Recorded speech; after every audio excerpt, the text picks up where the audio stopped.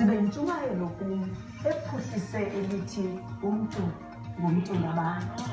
Kuyo yonke le minyaka niziphakamisile iindaba zesiXhosa nazibeka kwinqwanqwa eliphezulu kaxeshanye nam nandifunqula nandibeka kwindawo ebanzi.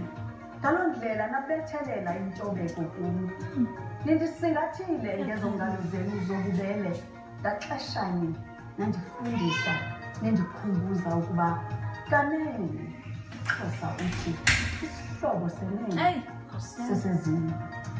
Bemi boMzantsi Afrika nindothusile, nindosule ukulila. Ndibamba ngazibini ngenkxaso yenu engagungqiyo. Nanga ngoko ningosulelana ngoluthando elilwehlise njengemvula phezu kwam. Ziphele iziganeko ezibeka ichaphaza kwilizwe lethu, iziganeko zempalandogazi yomntu ontsundu ngesandla somntu ontsundu. Siyazalana size simnyama. Nindithandile, nam ndanithanda. Nanga ningalala ngobusuku nobethe ingubo yemvisiswano.